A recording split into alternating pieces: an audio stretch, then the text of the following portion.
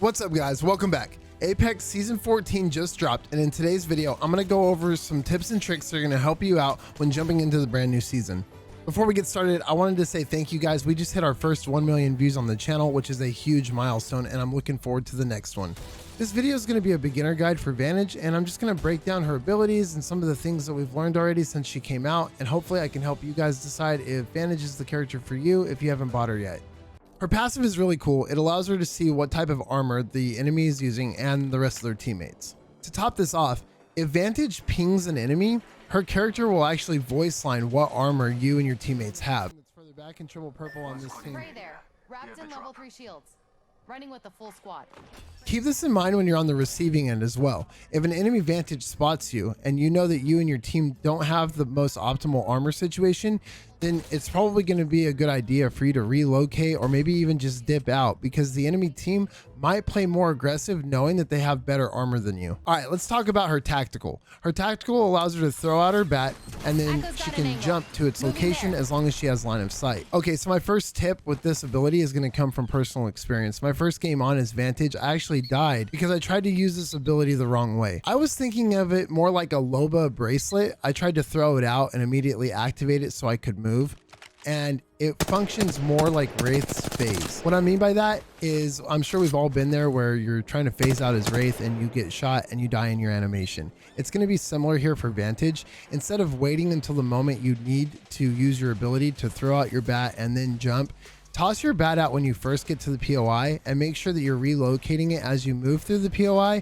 That way, if you do get flanked or you get into a situation where you need to reposition, you already have your bat ready and you can just get line of sight and then use your ability. Now, there's a real awkward stage when you're using this tactical where you jump to it and then you just kind of fall straight down. After you hit the ground, then you can pull your gun out. It's really slow, it's kind of clunky, and it'll probably get you killed if you use it this way. Instead, a better option would be to use your crouch button to exit the animation, and then you can hit the ground sliding and you'll already have your weapon ready for the fight. When moving Echo from one location to another, make sure that you don't look away from that location too quickly while pressing the ability. Otherwise, Echo will go to where your reticle is at afterwards, not where you originally pinged. So here's an example. I tell Echo to move to the left side of this dummy, but as I do that, I simultaneously ADS and start shooting the dummy, and you'll notice that Echo stops moving completely. Make a mental note of where Echo is when you're playing against Vantage, because you know that if she gets into trouble, that's where she's going to try to dip out to. All right, let's talk about her ult. My first tip is to not underestimate this thing.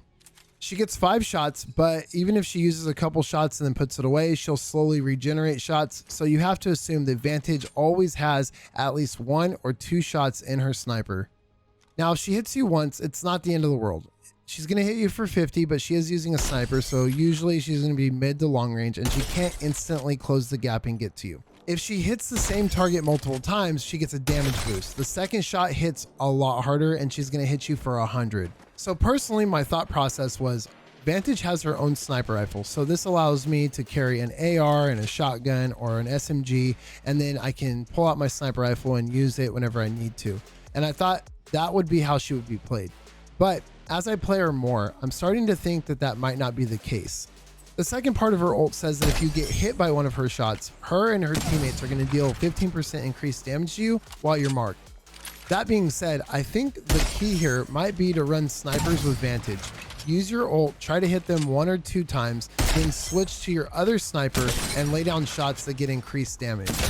That's going to do it for this video, guys. If you enjoyed it, be sure to like and subscribe. And as always, I'll see you guys in the next one.